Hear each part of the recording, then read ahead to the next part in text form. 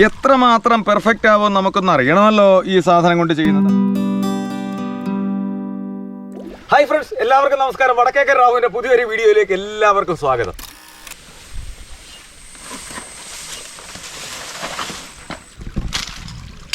ഇന്ന് നിങ്ങളെ ഒരു ചെറിയ സാധനം ഒന്ന് പരിചയപ്പെടുത്തുകയാണ്. ഇരുമ്പ് തൊട്ടി, ഉരുക്ക് തൊട്ടിയൊക്കെ വരുന്നതിന് മുൻപ് നമ്മുടെ കിണർ കുളമൊക്കെ നമ്മൾ കുഴിച്ച് അതിൽ വെള്ളം കോരുന്നത് നമ്മൾ പാള കോട്ടി ഉണ്ടാക്കുന്ന തൊട്ടി കൊണ്ടായിരുന്നു. അത് കോട്ടുപാള എന്നായിരുന്നു ഞങ്ങളുടെ നാട്ടിൽ പറയുന്നത്. നിങ്ങളുടെ നാട്ടിൽ എന്താണ് പറയുന്നത് എനിക്കറിയില്ല. നമുക്കതിൻ്റെ നിർമ്മിതി എങ്ങനെയായിരുന്നു എന്ന് നമുക്കൊന്ന് ശ്രദ്ധിക്കാം.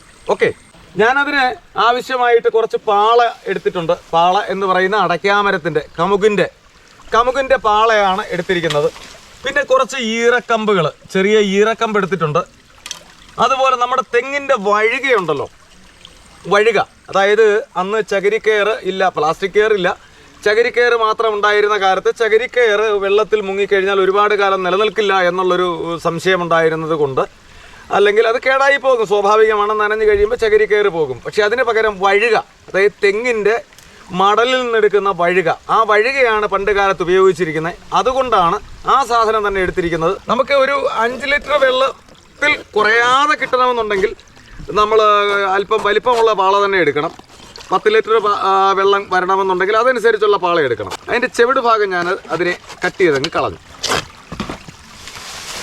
ഇതിൻ്റെ അരികുവശങ്ങൾ, അത് തീരെ കനം കുറഞ്ഞ ഭാഗമുണ്ട്. ആ തീരെ കനം കുറഞ്ഞ ഭാഗം നമുക്കതിനെ കട്ട് ചെയ്തങ്ങ് മാറ്റാം. കാരണം അത് കുറച്ച് കഴിയുമ്പോഴേ ഇത് അകത്തോട്ട് മടങ്ങി വരാനുള്ളൊരു സാധ്യതയുള്ളത് കൊണ്ട് ആ മടങ്ങി വരുന്ന ഭാഗം അത് ചുരുണ്ട് വരും. അതുകൊണ്ട് അതിനെ അങ്ങ് കട്ട് ചെയ്ത് മാറ്റി. 2 വശത്തും അതുപോലെ വരും.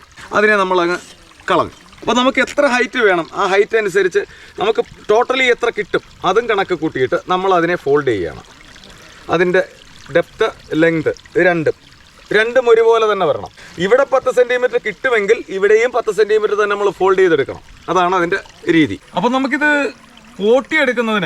കോട്ടിയെടുക്കുകയാണ് എന്നാണ് അതിന് പണ്ട് പറയുന്നൊരു ചൊല്ല്. എങ്ങനെയാണ്? കോട്ടിയെടുക്കുകയാണെന്നാണ്. അപ്പോൾ കോട്ടിയെടുക്കണമെന്നുണ്ടെങ്കിൽ നമുക്കതിനൊരു ഹോൾ ഇടണം. ഇതിനകത്തേക്കൊരു ഹോൾ ഇട്ടിട്ട് ആ ഹോളിൽ കൂടെ ഞാൻ ആ പറഞ്ഞതുപോലെയുള്ള വഴുക നമുക്കിതിനകത്ത് കടത്തി വിടണം. പണ്ട് കാലങ്ങളിൽ നമുക്ക് ചാക്ക് സൂചിയൊന്നും ഇല്ലായിരുന്ന കാലത്ത് നമ്മൾ ചെയ്തിരുന്നൊരു സംവിധാനം എന്ന് പറയുന്നത് ഇതുപോലെ മുള അല്ലെങ്കിൽ ഈറ, അതിൻ്റെ ചെറിയ കമ്പുകൾ, ആ കമ്പുകളെ മൂർച്ച വരുത്തിയിട്ട് ആ കമ്പുകളാണ് നമ്മളിതിനെ ഹോൾ ചെയ്യാൻ ഉപയോഗിച്ചിരുന്നത്. അതിന് ഞാൻ ഒരു ഭാഗം മൂർച്ച വരുത്തി, ഒരു ഭാഗം ചെറിയൊരു സുഷിരമിട്ട്. ഈ സുഷിരം എന്തിനാണെന്ന് ചോദിച്ചാൽ ഇതിനകത്ത് കൂടി എനിക്ക് ഈ വഴുക ഇതിനകത്ത് കടത്തി വിടണം. ചെറിയ പൈപ്പ്, ഈറയുടെ ചെറിയ കമ്പിൽ മുന്നിൽ ഒരു മൂർച്ച ഉണ്ടാക്കി, പിറകിൽ ഒരു ചെറിയ സുഷിരം ഉണ്ടാക്കി, ഈ സുഷിരത്തിൽ കൂടിയാണ് നമ്മൾ നേരത്തെ പറഞ്ഞ ആ വഴുക, അതായത് തെങ്ങിൻ്റെ വഴുക, ഈ വഴുക ഇതിലേക്കൂടെ കടത്തി വിടുകയാണ്. എന്തിനാണ്? അന്ന് ചാക്ക് സൂചികളോ ഒന്നും അധികം ഇല്ലായിരുന്ന കാലത്ത് അന്ന് ചെയ്തിരുന്നൊരു പരമ്പരാഗത സംവിധാനമാണ്. ആ സംവിധാനം എന്താ ഇതുപോലെ അതിനകത്ത് വരും. എത്രമാത്രം പെർഫെക്റ്റ് ആവുമെന്ന് നമുക്കൊന്ന് അറിയണമല്ലോ ഈ സാധനം കൊണ്ട് ചെയ്യുന്നത്.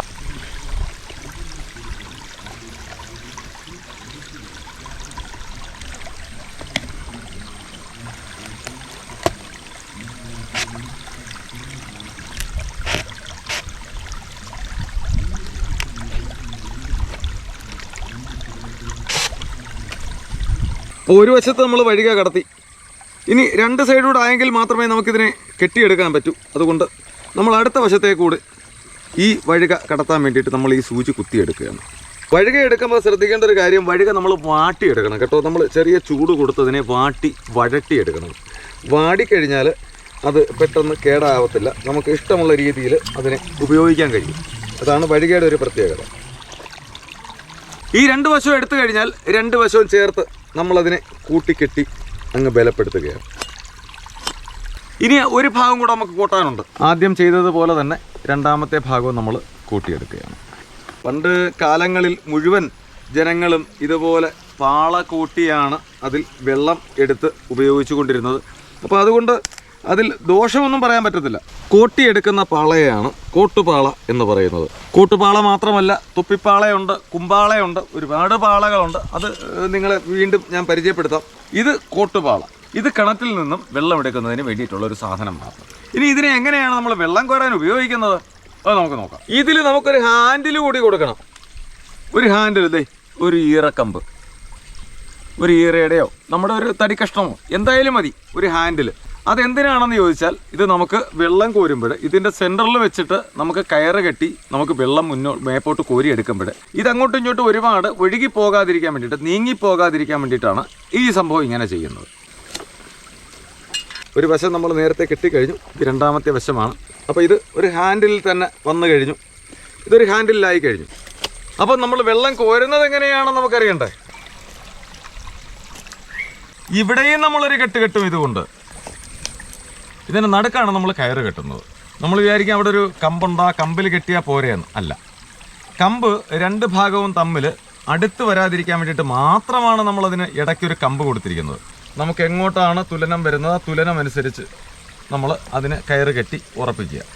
ഇങ്ങനെ ഉണ്ടാക്കുന്ന പാള കൊണ്ട് വെള്ളം നമ്മൾ കുളത്തിൽ അല്ലെങ്കിൽ വലിയ കിണറാണെങ്കിലും കുളമാണെങ്കിലും നമ്മൾ കോരി ഇങ്ങനെയാണ് എടുക്കുന്നത്.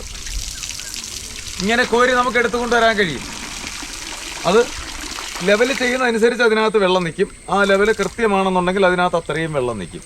അപ്പോൾ ഇരുമ്പോ ഉരുക്കോ ഒന്നും ഇല്ലാതിരുന്ന കാലത്ത് നമ്മൾ ഇഷ്ടംപോലെ വെള്ളം കോരി ഉപയോഗിച്ചുകൊണ്ടിരുന്നത് ഈ സാധനത്തിലാണ്. ഇതാണ് കോട്ടുപാള എന്ന് പറയുന്നത്. ഇതിനകത്താണ് കടലിൽ നിന്ന് വെള്ളം കോരി നമ്മൾ സംഭരിച്ച് വെച്ച് മൺകൊലത്തിൽ സംഭരിച്ച് വെച്ചിട്ട് നമ്മൾ ഉപയോഗിച്ചുകൊണ്ടിരുന്നത്. അപ്പോൾ ഇത് കണ്ടിട്ടില്ലാത്തവർക്ക് വേണ്ടിയിട്ടാണ് ഈ വീഡിയോ ചെയ്യുന്നത്. കണ്ടവർ ഒരുപാട് പേരുണ്ടാവും, പക്ഷേ പുതിയ തലമുറയ്ക്ക് പലരും ഇത് കണ്ടിട്ടുണ്ടായില്ല എന്നുള്ളൊരു വിഷമമുണ്ടെങ്കിൽ അതൊന്ന് ഓർമ്മപ്പെടുത്തുക എന്നുള്ളൊരു ലക്ഷ്യം മാത്രമാണ് ഞങ്ങൾ ഈ വീഡിയോയിലൂടെ ചെയ്യുന്നത്. ആർക്കും വിരോധം തോന്നണ്ട.